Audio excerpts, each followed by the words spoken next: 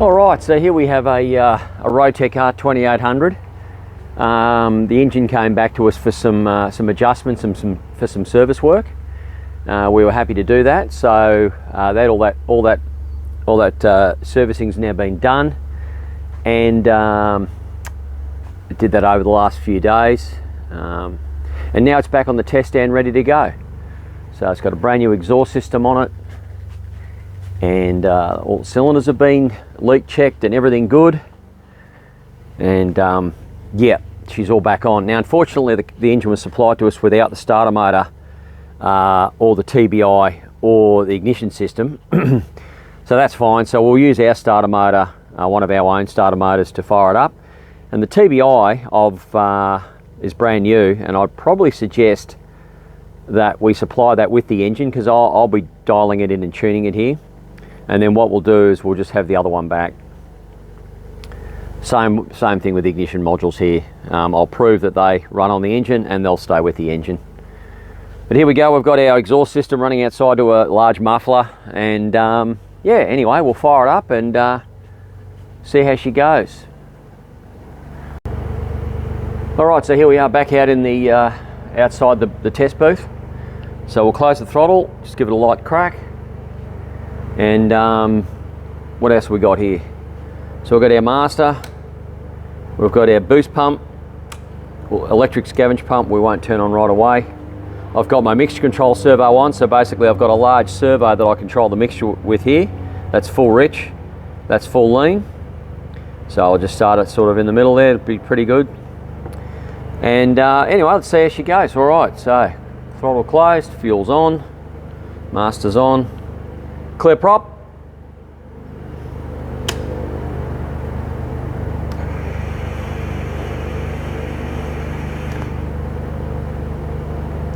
I need to prime it, 1 second. So to prime it, the TBI, I open the throttle to get all the holes on the spray bar exposed. Make sure my boost pump is on. Yep, it's on. So I've got some fuel pressure. And then all I'm going to do is come around here. Now you'd normally mechanise this from the cockpit, but I haven't, obviously, on the test stand. So I'll just reach in there on that little button in there. So there's a little button on top of the regulator. You just press that in, it overrides the flow valve, and now that's allowing fuel to flow liberally. And you see it's dripping on the ground because I've got a little drain hole there. So there's tons of fuel now, so she should fire straight up. Righto.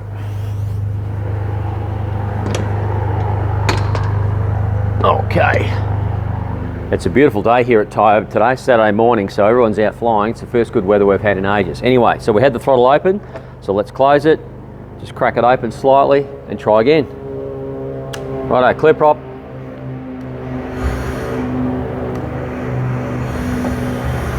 There she goes.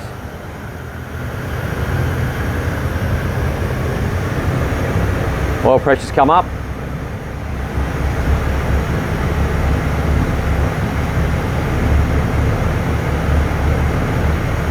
No tacho, I'll have to have a look at what's going on there.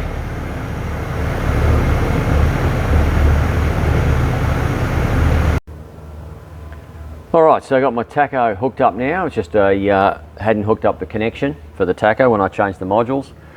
So that should fix that. So take two, let's try it again. Alright, master on. Fuel pump. Mags 1 and 2. Close the throttle. Clear prop.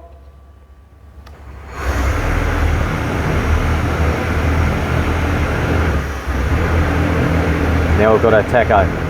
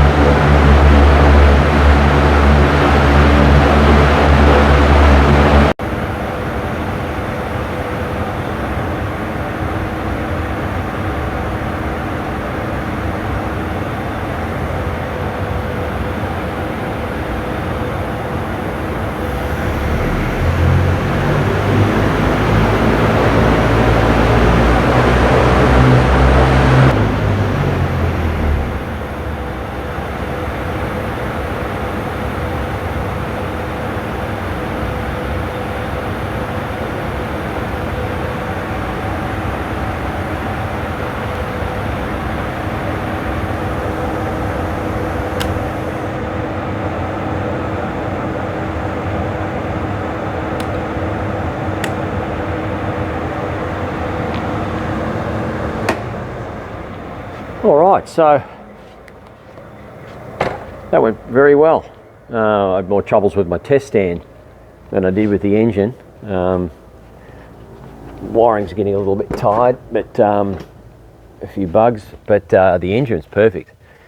So yeah, that's run for quite a while now. I might give it a little bit more of a run, but it's probably enough. I'm really just running it to check for oil leaks, general performance, make sure the mags are working, and look at that, not a drop on it. So I'll do a compression test at the end of all this, pull the gearbox nose off. The nose section comes off with the propeller, so you don't even have to take any of that apart. You just undo these perimeter nuts, slide the nose off. It'll just drop a tiny little bit of oil that's sitting in the nose bowl. And then inspect the gears and make sure no colour in there, everything looks good. As you can see, there's not a drop of oil anywhere on the engine, so it's very, very clean. And it's got fresh oil in it, so we changed the oil for this run. So we normally run the oil for about 10 hours. And with new engines running, they do shed a lot of debris and junk, so the oil gets contaminated pretty quickly. But as you can see in this engine, it's got fresh oil. Yeah, so that's it. So just do all the post-run checks once I'm done, and get it all ready.